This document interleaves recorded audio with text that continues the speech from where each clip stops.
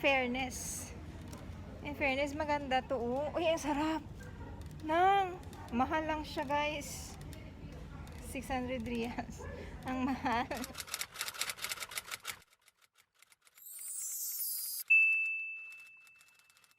Hello, welcome back. And today is a Thursday and naisipan ko na isama kayo bilang it is our last working days ngayon dahil mag-Eid na, Eid holiday na dito sa Qatar. So, naisipan ko na isama kayo sa aking tawag dito, work. Naisipan ko lang. So, ayan. Ngayon, paalis na ako. Magulo yung aking bahay. And, magpe-perfume lang ako. Ano ba yan? Saan ko kayo ilagay? Yan, yan, yan. Dyan. So, what I'm currently using is itong Jo Malone na Poppy and Birdie. Yan. Ganda nito, guys. Naka-jeans lang ako. Very, ano mo yun? Ano lang. Very simple. Okay, so i-off ko tong aking ano ba yan? Air purifier. Magbabasa natin ang AC para okay. Okay, let's go. Yeah, let's go down. Outside. Okay, so let's go. Yung aking dalawang maso. Oh, dito ko nilalagay yung aking mga mask. Ayan. Malapit sa pintuan na. Ayan. Ito yung door. Kaya, ayan yung mga essentials ko. Para pagpasok, nila lahat. Alcohol, hand sanitizer, Dettol, ayan. Dito na tayo sa car. So, we will be going to the office now. On my lips right now is my favorite Bombshell na lipstick. Super tagal na yan sa akin. My very first MAC lipstick. So, yeah, see you sa office later. Bye-bye. Dito na tayo sa office and naka-mask na ako. And nandito yung aking workstation. So, pakita ko sa inyo kung paano ko nililinis yung aking workstation.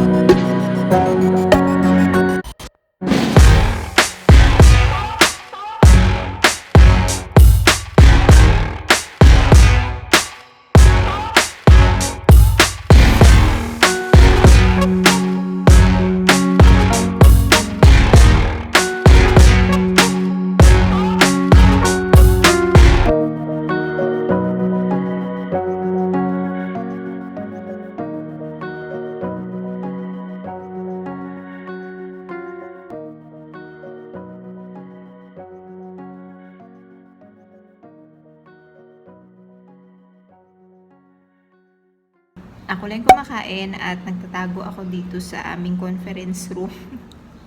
Kasi bawal na, alam mo yon, na makita nila na kumakain. Siyempre, respeto din sa kanila. So, yan. So, kain muna tayo. Or gusto niyo ba makita ako na kumakain? So, tapos na tayo mag-lunch and nandito na ako ngayon sa aking table ulit and magre-retouch ako. Kasi syempre, nawala na yung ating mga sa face. Sometimes hindi ako nagre-retouch, guys. Kasi wala lang. Alam mo, since nag-pandemic, wala talaga akong kagana-ganang mag-ayos. I don't know. Kasi siguro dahil natatakpan naman siya ng mask. Buti nga nakapagpariban ako bago mag-lockdown ulit dito eh. Lockdown ngayon yung close ngayon yung mga salon. So for retouching my face, I'm just using the MAC Studio Fix. Yan. I'm in the shade NC25. Yan. So, hindi naman yung nire-retouch ko lang is yung mga area na like dito sa forehead, yan, nose, yun lang. Sorry at madilim. Yeah. And aking nose. Yan yung mga area na na tawag dito, oily. I have a oily combination skin. Of course, ito yung gamit ko na lip balm. Hindi na ako nagli-lipstick pag pauwi na lang. Hindi na ako nagli-lipstick, guys, kasi pauwi naman na. Unless na may pupuntahan ako after ng office. I have here my favorite na tinted lip balm from Burt's Bees. Ayan. So, ito, ang shade niya is Pink Blossom. And I have my mirror here. Ayan. So, ganito yung itsura niya. May tint siya. Ay, hindi nyo pala makita. Ayan, o. Yan. Ang ganda ng Burt's Bees. Ayan. Yung gamit ko kanina na lipstick is itong Bombshell ng MAC. Yan. Very light lang siya. And it is my all-time favorite talaga na MAC lipstick. And the very first MAC lipstick na mayroon ako. I bought my first MAC lipstick way back 2005. Pag in-apply mo siya, hindi mo makikita na parang may lipstick ka. So, patungan ko yung ko para makita ninyo. Ayan, tingnan mo, 'di ba? Same color lang nung lip tint or lip balm na may tint. Dito na lang din tayo, pakita ko sa inyo ang laman ng aking makeup bag na very simple na lang. So, ang mask ko, papalitan ko. Sinisira ko pala siya, guys, para bago i-dispose. I have my mask in my drawer. Meron din ako sa bag. Ayan. So, lagay muna natin dyan. This is my makeup bag. Nakuha ko lang to sa free, sa clearance, nung bumili ako. Of course, ang unang nakikita ko dito ay ang aking sanitary pad. Meron din akong ito. Ano ba ito? Panty liner. For fresh. Ito ang ganda nitong panty liner na to kasi for tongs. I have my bamboo comb. Of course, itong aking MAC na Studio Fix. Panlinis, pang-wipe sa aking eyeglasses na kailangan ko na ngayon.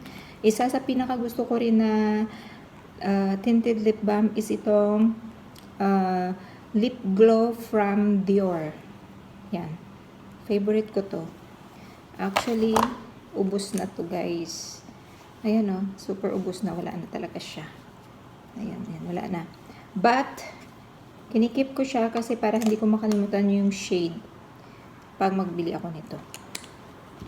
I have the lipstick na ginamit ko doon sa aking makeup routine current, ang YSL. Isa din sa favorite na brand ko. At ito, ang ganda din ito. Tingnan mo, gamit na gamit ko na siya. And of course, yung kanina na MAC. And meron akong hand sanitizer from Young Living. Another. Ay, marami pala ito, 4. Ito yung lip balm. And ito, free from clearance. Ano na siya, mayroon siyang pang eyes, pang lips. Ganyan siya, parang pen. Nagaganon-ganon mo lang siya. Oh. Ganyan. And of course, balik ko na ito bago tayo maabutan ng mga tao. Umalis sila eh. I have my Tiger Balm na ointment. Ointment ba tawag nila dito? Ayan, Tiger Balm ointment. Ganyan lang siya, ang liit. Yung white. Yan. Ginagamit ko to kasi minsan sumasakit yung ulo ko. At yung balikat ko dito, pag maraming ginagawa dito sa office, sumasakit yung balikat ko. So, nilalagyan ko dito. I don't care kung maamoy nila. Basta, ginagamit ko siya. Or, yan. Yan. So, nalagay ko dito. Tsaka pag mayroong mabaho, pag mayroong naamoy ako, ang ginagawa ko, magkukuha ako ng ganyan. Nalagay ko dito sa tip of my nose. Diyan. So, wala na akong naamoy, kundi ito lang. Yan, di ba? Nakuha ko yung trick na yan kay Angel Locsin. And, really amazing. Effective. Ayan. So, this is Tiger Balm. So, guys, nakalabas na tayo ng office. And, we will go to Doha Festival City kasi nga, it's our last working day before the Eid holiday. For those who don't know, yung Eid holiday po is after Ramadan. Meron silang holiday. So, for government employee, 10 days na holidays ang binibigay. And for mga private offices naman, 3 to 4 days na holiday. Tignan nyo guys yung mga ratan ang mamahal. Diba?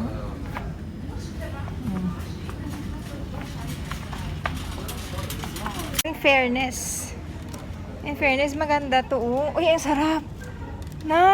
Mahal lang siya guys. 600 riyals. Ang mahal. Ganda no? Comfortable. Ang presyo, maganda. Maganda pag meron kang balcony. Yan yung kanilang mga display.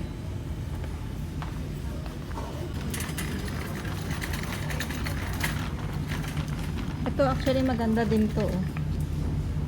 Yan bagay sa'yo yan. Kabida. Ayan, tingnan. Kasya siya dyan. Eh? Uy, kasya siya. Kasya siya dyan.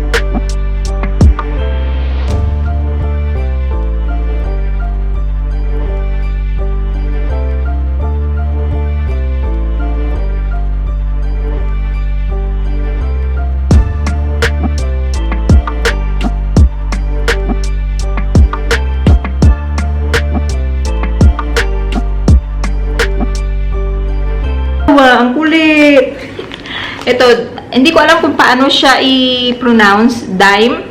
Ganito. Yan. Super sarap. Favorite ko siya ever since. Kahit nung nasa Pinas pa ako. Pag nag-duty free kami ng kuya ko, ito yung pinapabili ko. Sarap niya. Alam mo yung after mong mag-lunch or mag-lunch or after mong mag-lunch, sarap nito. Nilalagay ko to sa aking, meron ako lagayan dito sa aking dining table na isang garapon.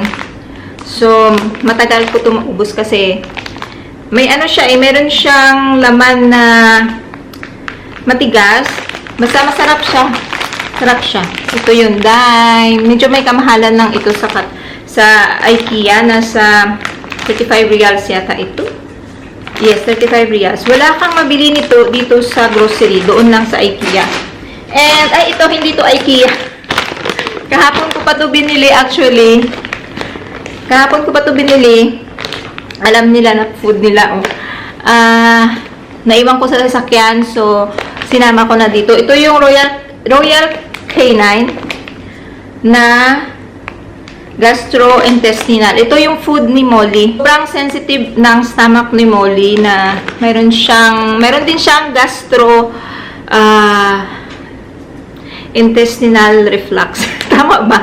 Meron siyang GERD. Katulad ko, may acidity din siya. So, nirecommend ng kanyang vet na ito yung food niya, yung gastrointestinal na Royal Canin. Royal Canine o Royal Canin. May mahal yan siya, besh.